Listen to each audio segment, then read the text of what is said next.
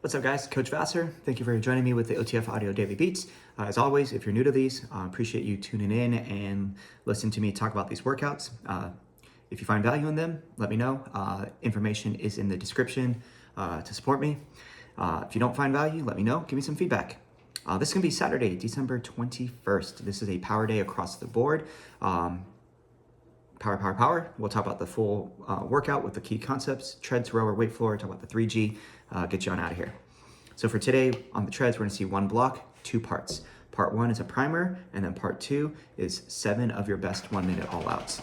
And then rower, we're gonna have 2 1 minute all out rows, accumulate as much distance as possible in the first, and then aim to match your beat in the second one.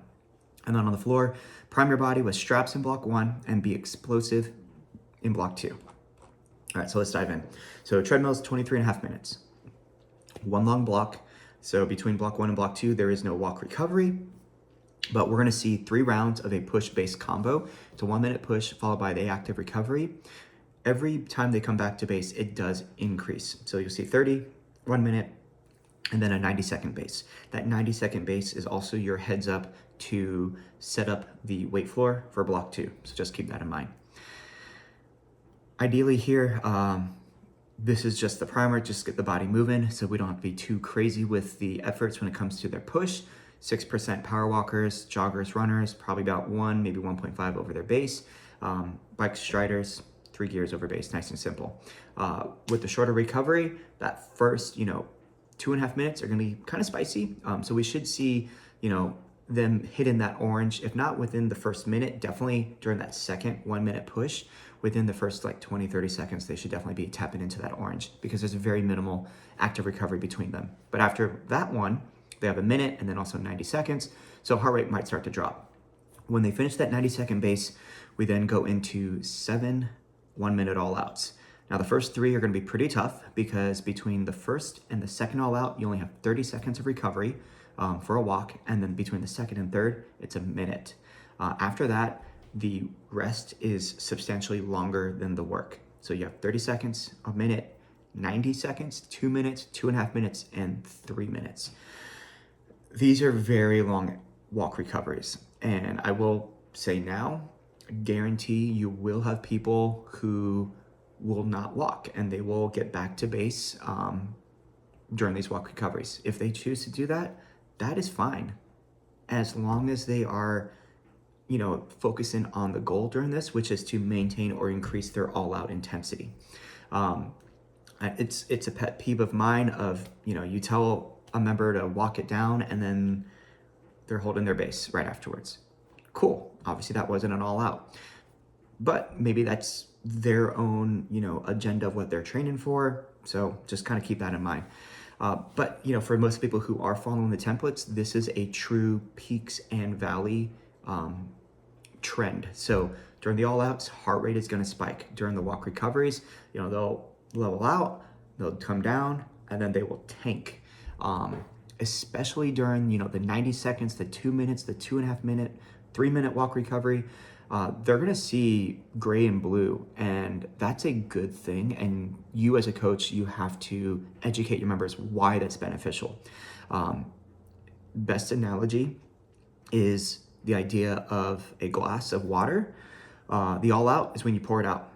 When you flip it up, the walk recovery is when you fill it back up with water. So the more time you walk, the more time you have water to put in, which means you have more to dump out during those all outs. So with the 30 seconds, that's not a lot of time. So yeah, it's gonna be hard to increase output during that. Same thing with the 1 minute. You start to feel, the accumulative fatigue will make it hard to increase. But once they hit 90 seconds, that's more time. That's going to give them a lot more recovery. So that way they feel stronger. That way they can add that 0.1, 0.2, or that 0.5% incline.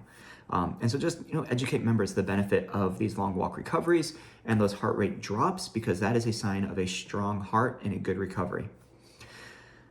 Other than that, it's pretty simple when we look at the treads, just all outs and walks. Now for the weight floor side, block 1, we're using the straps for some primer work. You have a single arm squat, reach and rotate to row. This is not really a new movement, it's just renamed. So we've done the single arm squat reach to rotate. All they're doing is they're also, reminding you that you want to do a single arm row when you get to the top. So when you're having the arm back and you're here, you'll lower down, then you'll twist, squat down. And then once you come back up, you want to pull yourself back up into that position. They'll do 6 on one side, 6 on the other. And then they have the strap rollout to tricep extension. We saw this introduced last month. Once again, new exercise, but it's just a combination of two things that we've seen plenty of times. If you do this right, it's really gonna light up the abs. So make sure people are aware of neutral spine, tailbone tucked, belly button drawn in. Core should be very, very tight. And that's what should fatigue, if anything, during that movement. They'll have those 2 back-to-back rests. They'll probably have enough time for 2, maybe 3 sets within those 4.5 minutes. Once again, when the treads are in their 90-second base, that's when the weight floor shuts down, and then you go over the second part, which is the power focused. They have a 1-minute all-out row at the start. That's gonna be timed with the treads. After that all-out row, they'll head to the floor, and they're gonna have 3 different work and rest sequences of load and explode. So we're gonna see half kneeling to stand, followed by alternating jump lunges. So that half kneel to stand essentially is like a deep lunge, no momentum, it's discarded completely. Stand up nice and tall, come back down. They'll do 4 on each side, rest, have people try to go heavy there, and then they go into that body weight alternating jump lunge, somewhere between 4 to 8 total reps. Then they move into the next one, which is gonna be upper body push. They're gonna do the pivot to single arm neutral grip shoulder press with 1 dumbbell. Contralateral, so they'll start here, they'll rotate, press back down, slow and controlled. Then they pair that with the neutral grip push press. And that's gonna be with 2 dumbbells. So both arms, dip, drive, explode up. And then finally for core, you have a double crunch followed by the sit up with the knee tuck. So the double crunch is with a dumbbell, loading up those the upper abdominals and the lower abs. And then for the sit up to knee tuck, my personal opinion is when you set that up, try to have members' feet a little bit further away from their hips. It'll give them a little bit more space to be able to sit up and pull their knees in. When you look at the VVA, its feet are really close, so it makes it kind of awkward and very compact. So giving some space will help them. Once they finish that sit up to knee tuck, they go back to the half kneel to stand. So they don't row again until the finisher, which is a 1-minute all-out row. Once again, match your beat. Now when we look at the 3G, we're gonna see 1 block on the treads, and then 2 blocks on the rower, and then 1 block on the weight floor. Now, block 1 on the rower is timed up with the treads. So treadmills, we're gonna start with a buy-in of a 1-minute push, 1-minute base. That's all they get for their setup, and then they go into their all-outs. So for the all-outs here, we're gonna see a total of 7 as well, but walk recoveries are substantially shorter than the 2G simply because the amount of time. So they have a 45-second, 1 minute, 75, 90, and then a minute 45. So there's only 5 walk recoveries for these 7 all-outs. So same thing though, try to maintain for like the first 2 or even 3 all-outs, and then after that 75-second walk recovery, that's when you could start to see if people are able to break out of their comfort zones, tap up a little bit on that speed. Now for the rower, block 1, 1-minute push, 1-minute base, 1-minute all-out row, prime in their body for that 3 minutes. They have a 45-second recovery and then go into block 2. So for the setup on this one, I would actually set up block 2 so members are aware of what's going on, because they have a 1-minute all-out row, check remember distance, and then they have the body weight forward backward hops, and then the alternating step out squat, and they're gonna repeat that sequence. So at least when you are rotating the room, set them up for what block 2 is going to look like, but just remind them, your first 3 minutes are going to be timed with the treads. And then when we look at the weight floor, it's those 3 work and rest, load and explodes. So you got kneel to stand, jump lunges, push press, single arm press, double crunch, sit up, knee tuck, all that fun stuff.